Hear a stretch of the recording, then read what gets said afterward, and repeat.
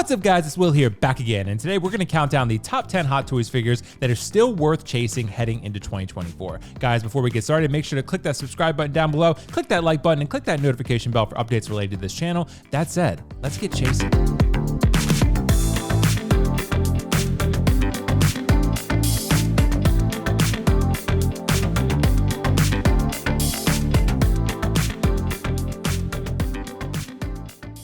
All right, guys, thank you so much for joining me for this video. And again, we are going to count down the top 10 Hot Toys that are still worth chasing heading into 2024 and beyond. But there's some things I want to note real quick. One of them being, I've mostly targeted sold out figures that are considered grail figures or chase figures, either financially or just general perception to collectors. There are many figures out there that are technically sold out that you can still find below retail or at retail price. These are generally ones that are a little more exclusive, a little more rare, a little more coveted, a little more expensive in general. I tended to narrow my search mostly to those because I'm wondering, are those still worth chasing into 2024?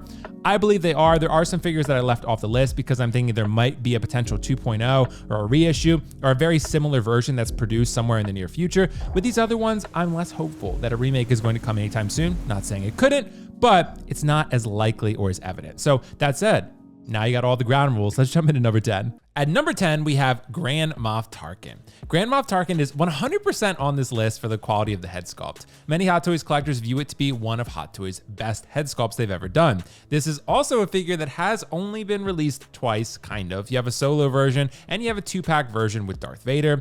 The figure doesn't really come with much, mostly just an office chair from Staples and a base. Tarkin is a legendary character to most Star Wars fans, and this figure does offer the opportunity to display an original, less discussed, iconic character. The head sculpt is undeniably good, and the outfit looks cool, especially next to Vader. He's worth pursuing today since a reissue appears unlikely anytime soon. At number 9, we have Stormtrooper Han and Luke Skywalker. I'm grouping these two together because they do almost feel like two sides of the same coin to me.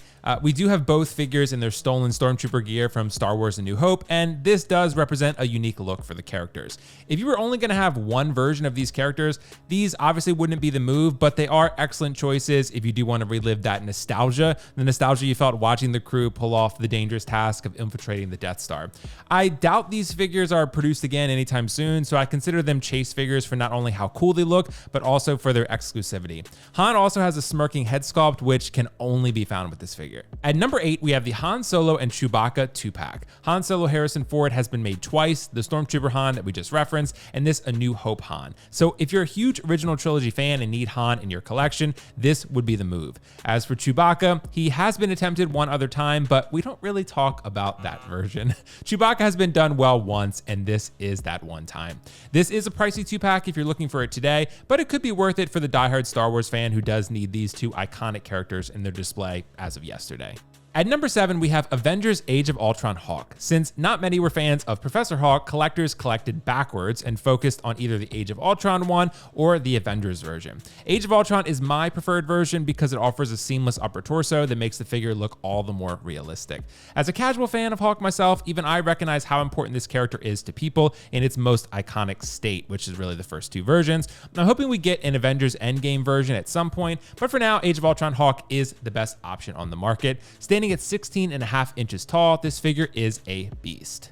At number 6, we have Roadworn Thor. Thor Ragnarok is most people's favorite installment in the Thor franchise, and Roadworn Thor represents a mix of modern and classic Thor looks. This figure has become a chase figure more so for its exceptional quality and presence, honestly, rather than its actual role in the story on screen. As a 2017 Toy Fair exclusive, this figure sports seamless arms, a really good sculpted hair head sculpt of Chris Hemsworth, Mjolnir, and of course, Surtur's skull. This is a lot of people's favorite Thor because it just looks so good. There are certainly other Thors that exist out there that are great, but this is the one that I think collectors view as the definitive version because it just has so much presence. At number 5, we have TURT MWAY. TURT MWAY is a badass character. There's been one appearance for him and thus one Hot Toys figure made for him. The blind, potentially force-sensitive warrior really made an awesome impact on Rogue One, which is most people's, I'd say, favorite Disney Star Wars film, or a lot of people, and stems from a line of figures that was very well received in Rogue One.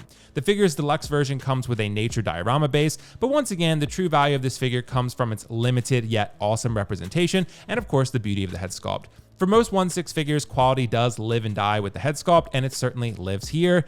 This figure's a banger. At number 4, we have Jack Sparrow from Pirates of the Caribbean: Dead Men Tell No Tales. As the best 1/6 licensed Jack Sparrow that has ever been produced, this figure once again provides iconic representation for your collection. Jack Sparrow is an iconic character in cinema, and maybe Johnny Depp's most recognizable and or memorable role. This figure includes a ton of weapons, a beautiful outfit, a sick-ass diorama base, and a stunning head sculpt with some rooted hair involved. This figure is exceptional, and for a Pirates fan, offers the best representation in 1/6 scale that really money can buy, short of an unlicensed custom. But when is Hot Toys going to revisit Jack Sparrow?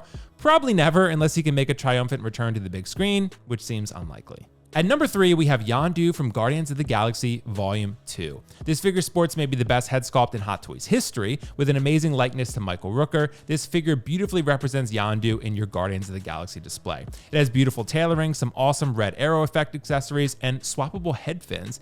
This is another figure where you're primarily buying in for the amazing head sculpt and the character.